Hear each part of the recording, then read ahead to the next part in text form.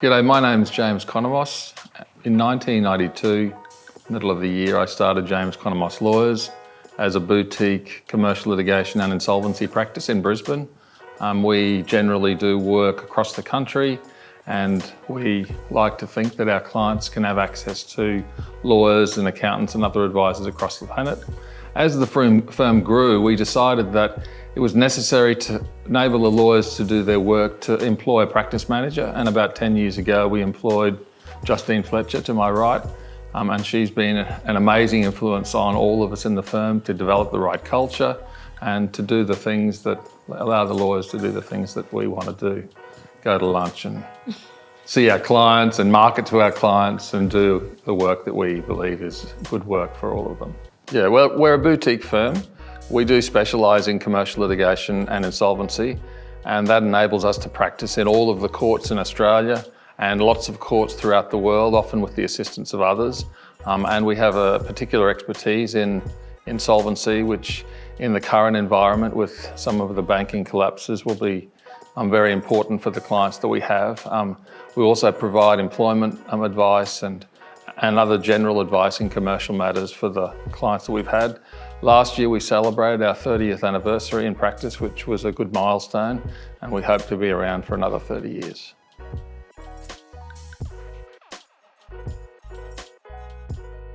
Yes, it is important for us to be a part of a global network, because in Australia we are very isolated. We're a large country with a small population and having that reach outside of Australia to provide that international expertise to our clients and that level of service that they require, and to be able to reach out to the contacts and the people that have the expertise around the world that we can give to our clients through the network. Yeah, look, it is really important for us because we're quite a boutique practice with a limited scope. There is scope throughout Australia and the rest of the world to assist our clients. So I often have matters that might need some particular expertise in Australia, and I can contact one of my other associates, whether they be in Australia, in New Zealand, or overseas, to assist. We often don't actually provide work to the clients that come because they simply want a referral to a lawyer who's got capabilities in Milan or in London, and being part of a network enables us to really access people, and that's why we come to these conferences, to really network with people, to be able to help our clients, even if it's not by doing direct work, it's by helping them in other ways, and then you help the network, and what you give usually comes back. So that's why we're part of the network.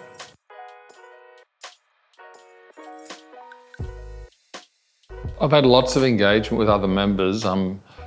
For example, very recently, a member who I got to know when I first became a member of iGlobal, I think 10 or 12 years ago, contacted me about a very interesting defamation matter. I can't disclose his name, unfortunately, but it's in its early stages, but it crosses Afghanistan, Australia, London, Canada, and it's a really important thing that we're in this network because we can help people to provide them with access to justice across the planet. As well, I'm in the process of helping restructure a company in Australia that's got Australian and New Zealand ties. And so the idea of being part of a group enables you to effectively have partners all over the planet to help you to service your clients, which is really important. In addition to that, one of the other first members that I met was an iGlobal member in Milan, and I had some clients who had a manufacturing business in Australia and they're interested in developing further in Milan, so I put them in touch with a colleague in Milan. So it's been really helpful to me personally and for the firm to be able to provide people with access to experts all over the world, and that sort of helped the Australian members understand that even though we're somewhat isolated from the Northern Hemisphere, establishing a group within Australia, South Africa, New Zealand was an important thing, and I'll let Justine segue into that because it's an important part of what we've been developing. Yeah, absolutely. And I think it was 5 years plus ago when we first had an initial meeting in Brisbane of all the Australasian members. I think we had about 20 people at that meeting, which was a great launch for that, and have since had lots of meetings throughout Australia.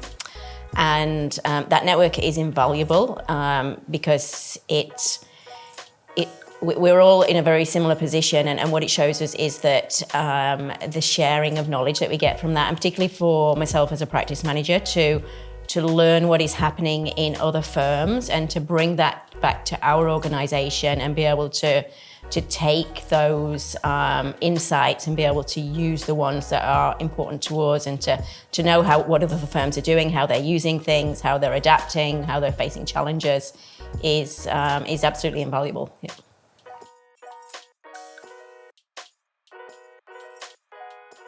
So look, it's been a long time in the planning of the Bangkok conference, but we're really involved in the area, and we really need and want to get more involved with those in Southeast Asia, in Bangkok, in the Philippines, in China. And we've been to a few conferences previously in this region, but it's really important for us to develop really stronger ties. And these conferences provide an invaluable opportunity to touch base with those, some we know, some we don't know. And as Justine said, to learn about what other people do, the challenges that we all face. So in Australia, when we recently met, we all talked about the challenges we face at an administrative level with dealing with staffing issues out of COVID, learning how people deal with things, understanding how ChatGPT is really helping lawyers, understanding that through Southeast Asia and how we can help people and how we can provide the right sort of people to the right places is really why we're here. Plus, I'm excited about the wine dinner.